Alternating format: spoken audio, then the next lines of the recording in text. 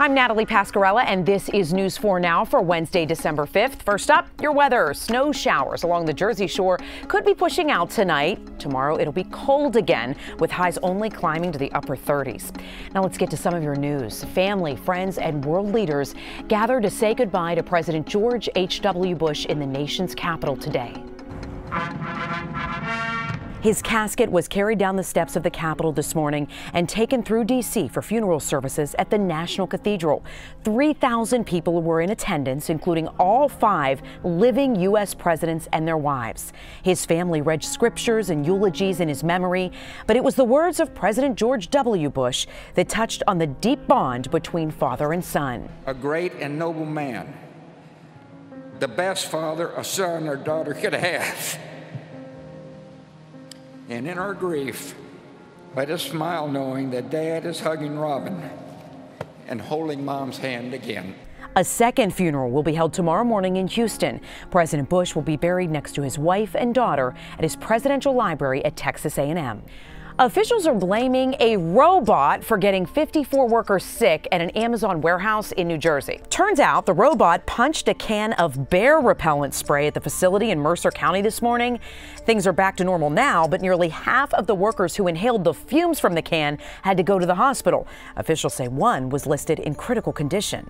Once it got in the vents, it went everywhere, so once we started to smell it, they had us all sit in the break room until they cleaned it out. Some officials are considering legalizing marijuana to help save the subway. A panel of New York City and state officials recently floated the proposal to help shore up the system, which is facing serious money problems.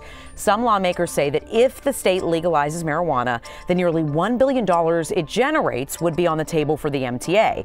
Talk about annoying and dangerous even. In Connecticut, police are looking for the person who's dumping screws and nails on streets. Over the past month, screws and nails like these have been found scattered on roads in Plainville. More than 50 cars that drove over them have gotten flats. And finally tonight, rapper Cardi B is calling it quits with her rapper hubby Offset. Things just haven't been working out between us for a long time.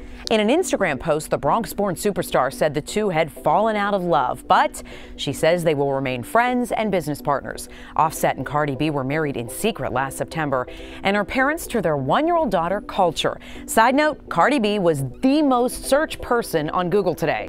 That's all for News 4 Now, but stick around after this for more on that proposal to use marijuana money to save the subway. I'm Natalie Pascarella. Thanks for checking in.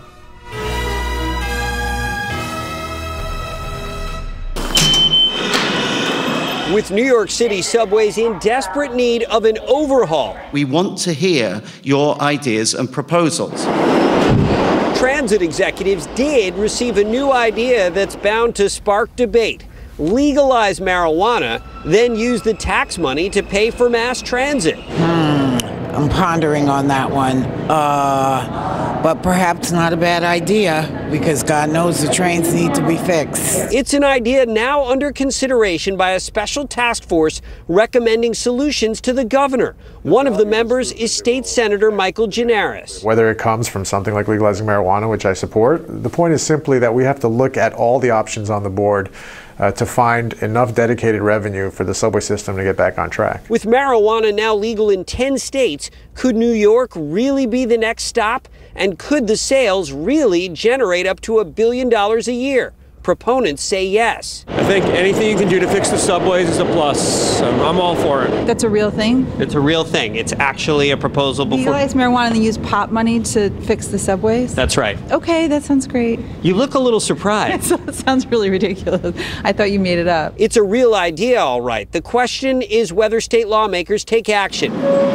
If they do, the MTA, which needs tens of billions of dollars to install modern subway signals, sounds ready to roll with it. Money has the appeal. So what we're looking for is alternative revenue sources. Where those sources come from are for others to decide.